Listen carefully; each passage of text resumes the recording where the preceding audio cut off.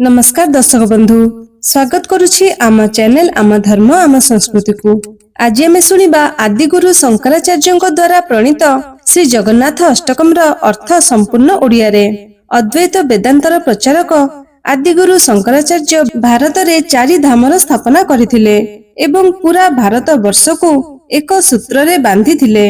शंकराचार्य जेतेबेले पुरी आसीथिले महाप्रभु जगन्नाथंकर दर्शन करी से भाव विभोर होई जाइथिले।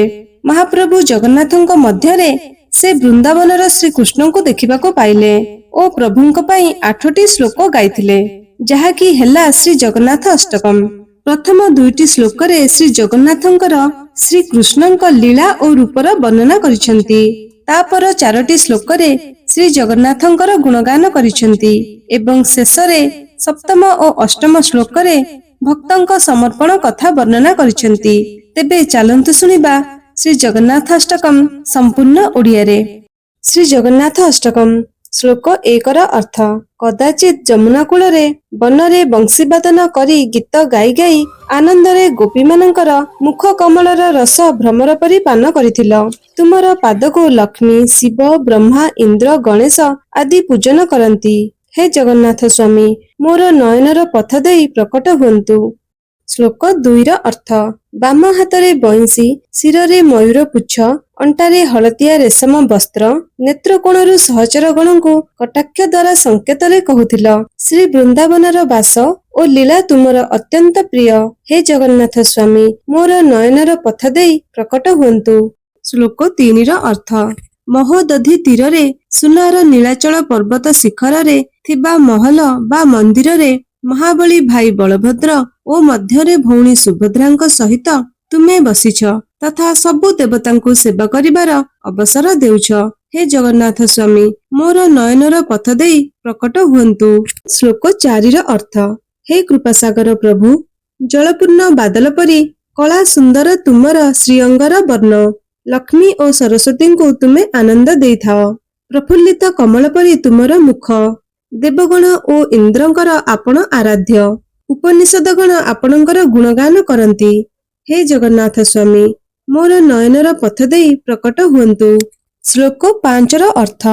रथरे चढ़ी जेतेबेले प्रभु तुमे बड़दाण्डरे जाओ सेतेबेले प्रति पादरे ब्राह्मण समूह मिलित होई आपणकर स्तुति करंती। एहाकू कर्णरे सुनी तुमे दयारे भरी जाओ।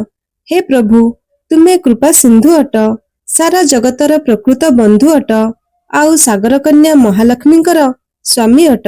हे जगन्नाथ स्वामी मोर नयनर पथ देई प्रकट हुंतु। श्लोक 6 र अर्थ।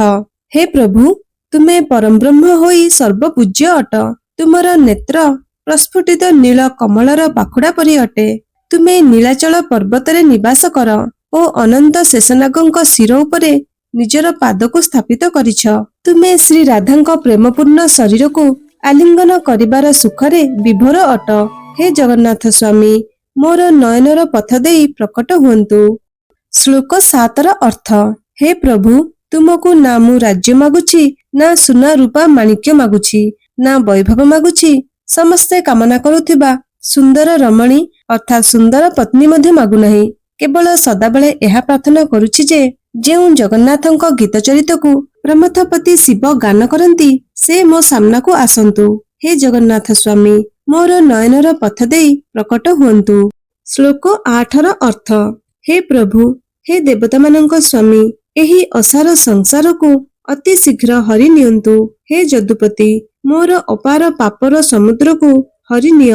हे दीननाथ एहा निश्चिंत कथा जे तुमे दीन अनाथ मानंकु मध्य तुमर मुख्य संपद प्रदान करिथाओ। हे जगन्नाथ स्वामी मोर नयनर पथ देई प्रकट हुंतु।